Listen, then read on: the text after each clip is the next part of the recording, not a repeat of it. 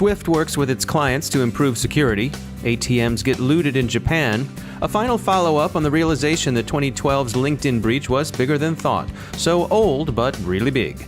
Operation Kichang is back, now new and improved with Tidepool malware.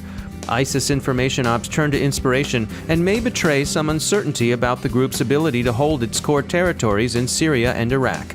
British and American officials get some cyber policy advice from business. Investors in the cyber sector see recent corrections as perhaps a buying opportunity. And how they keep moms safe online, Baltimore style. Today's podcast is made possible by clearedjobs.net. Find rewarding IT engineering opportunities in Maryland, tackling complex security challenges in the defense arena. Join G2, a growing company where creativity, curiosity, and playfulness lead to innovative problem solving. Learn more at thecyberwire.com/clearedjobs. I'm Dave Bittner in Baltimore with your CyberWire summary for Monday, May 23, 2016.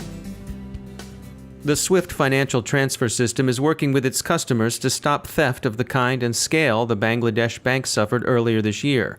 It's promising a security upgrade, and in the meantime, it's offering suggestions for superior, more secure implementation to its partners in the financial sector. Among the initiatives SWIFT advocates is more sharing about attempted breaches, particularly those involving fraudulent transfers.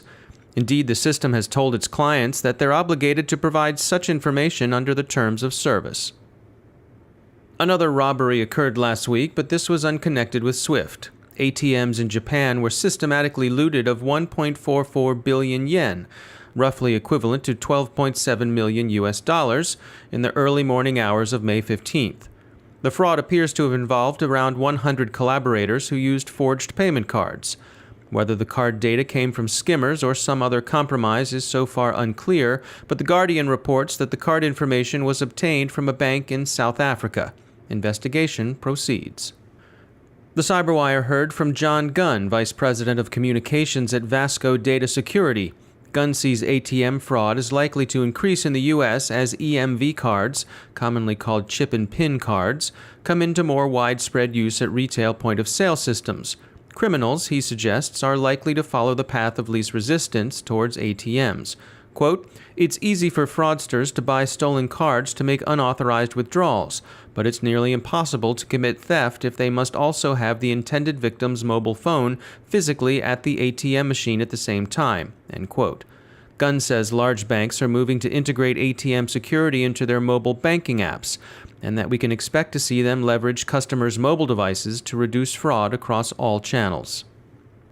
Last week's report of a breach at LinkedIn turns out we've seen to have been simply a recognition that the breach the business-focused social network sustained in 2012 was much larger than realized. Some 117 million users' credentials were discovered for sale as a commodity on darknet criminal markets. So, not a new breach, but belated recognition that an old breach was more serious than realized. Savvius's director of product management, Jay Botello, told the CyberWire that this case is an example of the way in which security experts have tended to be overwhelmed by poor quality data. The risk has been that even critical alerts can go unrecognized. Botello says, quote, "The good news is that automated data collection technologies are available today that help identify and capture the relevant network traffic for use in investigations, either at the time of an alert or months later." End quote. Such systems increasingly provide not only data, but sufficient context to examine a breach for what Botello calls the who, what, where, and when. We talk a lot about minimizing your attack surface, giving the bad guys and gals the least amount of opportunity to gain access to your network. One of the challenges these days, especially if your company has a bring-your-own-device policy, is that most of those devices have one or more wireless systems built in, like Wi-Fi or Bluetooth.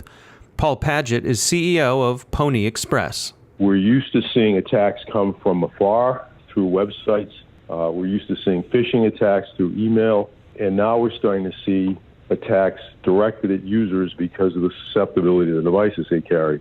And those devices are bridges for the bad guy to get into the authorized network because that user has credentials. And that's, and so it's a stepping stone to get into the network.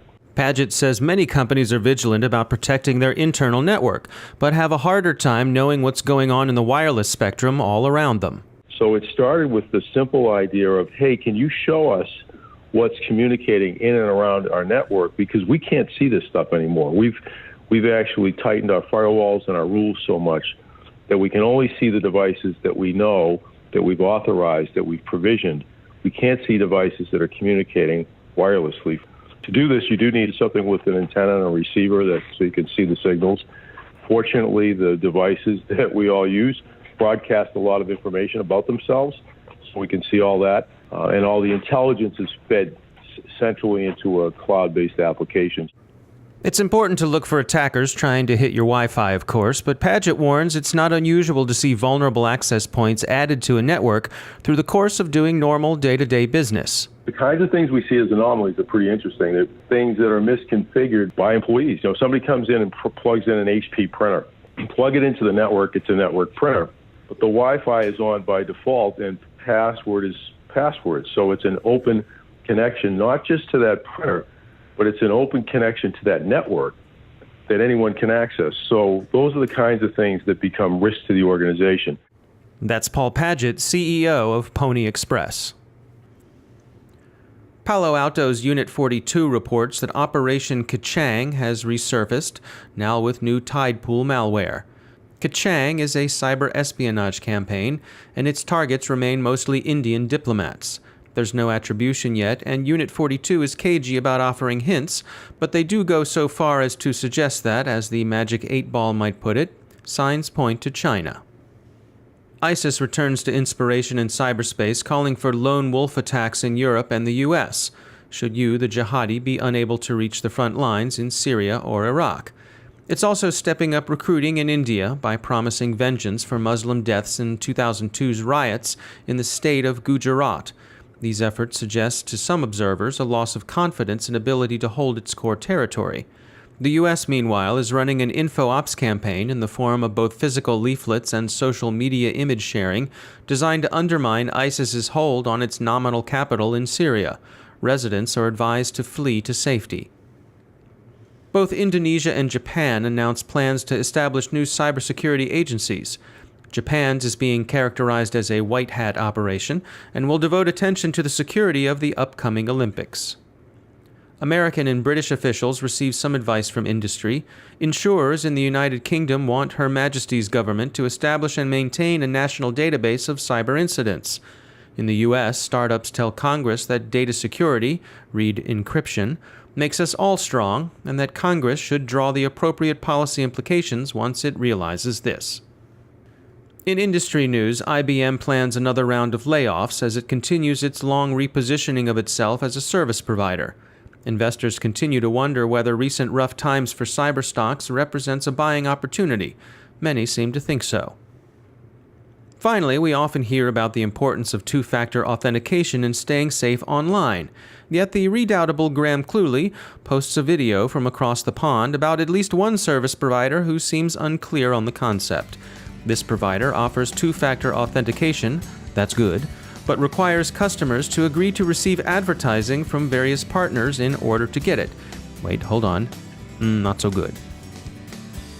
Really, chaps? This CyberWire podcast is brought to you through the generous support of Baltimore, an award-winning co-working space, incubator, and campus for technology and entrepreneurship located in the Federal Hill neighborhood of downtown Baltimore. Learn more at baltimore.com.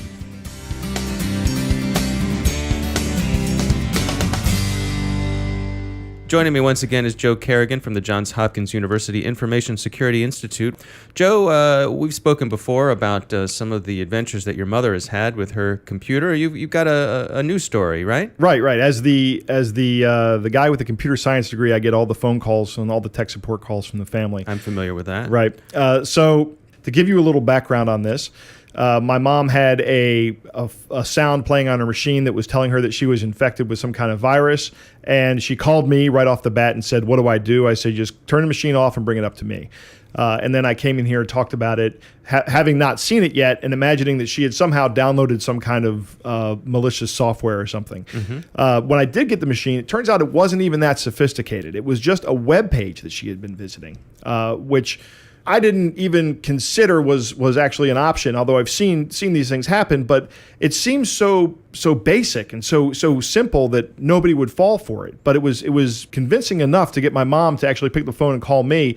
And someone she knows actually picked up the phone and called the people that the machine was telling, that the web page was telling them to call, and got scammed by these folks.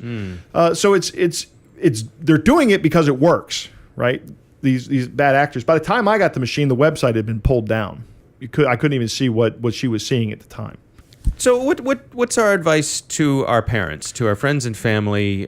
Something like this pops up. What's the best thing to do? Well, turn off the computer and call somebody and ask for some help, or disregard it. Nobody's ever going to call you and say you have a virus on your machine. If you're on a web page, there's virus. I don't know of a virus product that opens up and says with a voice, you've got a virus on your machine, call this number, and then they're going to ask you for a credit card number. They're going to ask you to install more software. Those should be red flags that go up, and you should not be participating in that activity. All right, Joe Carrigan, good advice for all of us who end up being the lifetime unlimited tech support for our friends and family. That's right. And that's the CyberWire. For links to all of today's stories, along with interviews, our glossary, and more, visit thecyberwire.com. Thanks to all of our sponsors who make the CyberWire possible. If you'd like to place your product, service, or solution in front of people who want it, you'll find few better places to do that than the CyberWire. Visit thecyberwire.com/sponsors to find out how to sponsor our podcast or daily news brief. The CyberWire is produced by Pratt Street Media. The editor is John Petrick. I'm Dave Bittner. Thanks for listening.